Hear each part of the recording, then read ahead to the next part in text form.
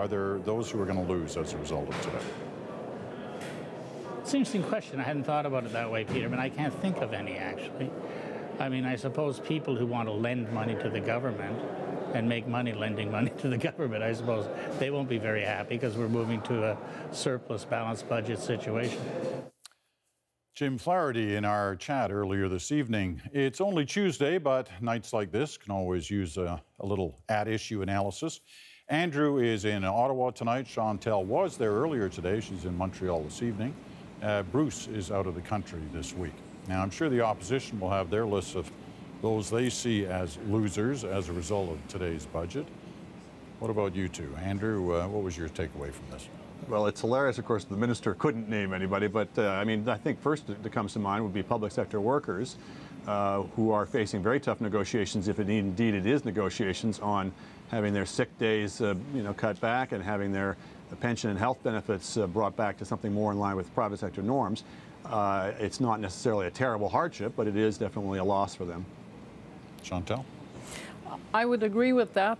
And setting that aside, I would also say that if you look overall at this budget, it is still the budget of a government that is down in the polls and that may not be doing a lot of things that some of its core base would like to do because it is no longer in the business of, if it can, making new enemies. So yes, public sector workers certainly, some provincial governments that this government doesn't get along, but by and large, I think it's a budget that aims to try to keep or make new friends as the government needs them. You know, the popular way to look at today's budget was, they're just setting it up for next year, for election year in 2015. It does still, even knowing that, raise this question of why didn't they just say, okay, you know what, we've met our budget position, we're now not in deficit and heading towards surplus. Why didn't they just say that instead of stringing this out for, another year? Andrew? Well, it's there, of course, between the lines, but partly it's because they want to be able to announce it formally next year, but also they're playing the same game that Paul Martin did of hide the surplus. So as soon as you start putting a surplus out in the shop window, then you get people bidding for a piece of it and saying you should spend it on this and you should spend it on that. And the Tories, of course, want to spend it, if you will, on tax cuts next year, and they want to be able to take all that for themselves and leave nothing for the opposition to put forward in terms of spending programs. So it's a pretty old game, and they're playing the same one. Chantal? I think they would have had all the stress of a fragile surplus, possibly at the mercy of changing circumstances where the line between surplus and deficit would have been very thin, and none of the benefits because they possibly didn't have enough money to play around. So at the end of the day, why do it if you can't use it?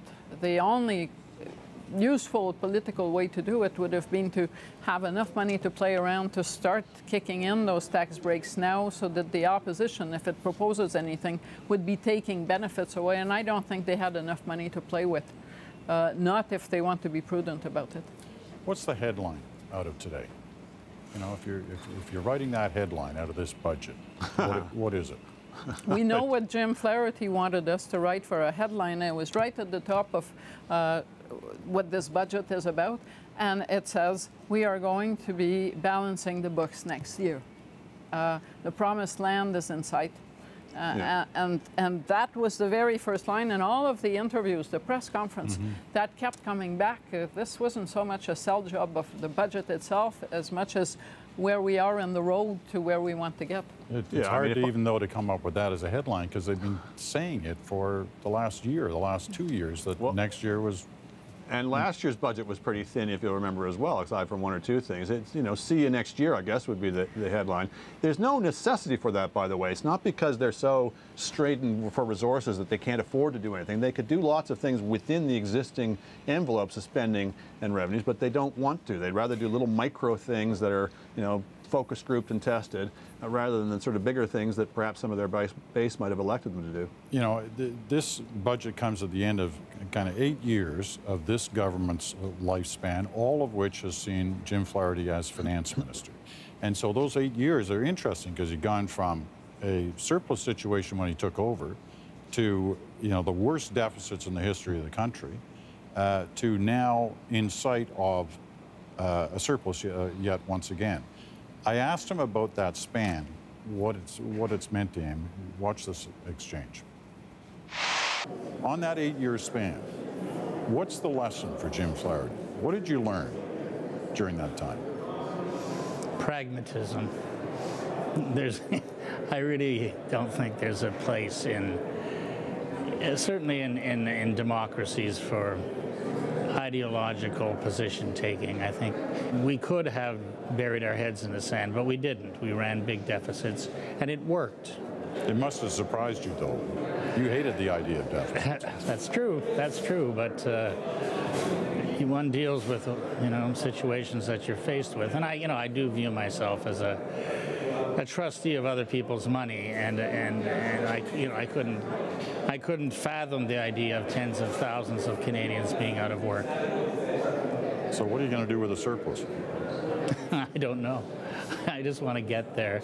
And then I'm sure once there's money on the table, there'll be all kinds of suggestions about what should be done with it. Personally, I'm a fan of paying down public debt because it strengthens the country. You talk about when you're in the crunch, moving ideology aside. When you're not in the crunch, does ideology then get back on the table? No, I think that's just fiscal responsibility. Okay, there's a number of things that are interesting in that. What I find interesting is if he's still in cabinet a year from now, it sets up a really interesting debate, how you use the surplus. He says pay down the debt. Others are going to be arguing, income splitting or whatever the program is. Andrew? Yeah, he certainly in an interview the other day gave some sense that maybe he was cooling on the idea of income splitting, and as you say, it will be an interesting debate.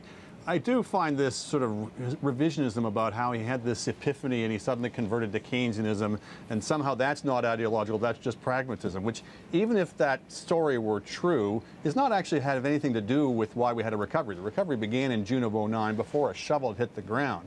But in fact, if you go back and look, the reason they did it was to save their jobs, to keep themselves in power. They would have been tossed out otherwise. So fine, maybe that's the price of politics, another $160 billion on the debt to keep them in power. But don't tell us this story about how you put aside ideology and it was all about pragmatism. It's about opportunism. Chantal? Well, a couple of things. If it was to keep their jobs, then that will also be uppermost on the minds of the cabinet members when they discuss what to do with the surplus next year on the eve of an election. Second, I'm struck by the fact that the post-sale job that the Minister of Finance usually does about the budget is mostly now about Jim Flaherty's legacy.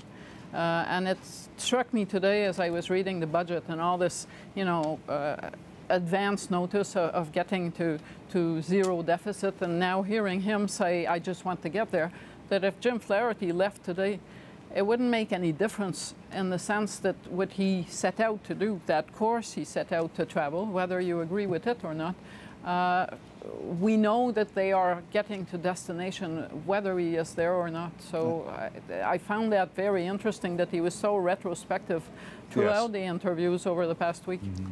He did not sound today like a guy who was going to be delivering the budget next year. Yeah, especially laying out that situation where he wants to use any surplus to pay down the debt, not use it for anything else. That doesn't sound like a guy who's looking for re-election. No. All right, listen, good to talk to you. We know you'll be back with us in a couple of days. Chantal's in Montreal, Andrew's in Toronto, or in Ottawa, sorry. And they'll both be back in their regular slot on Thursday night.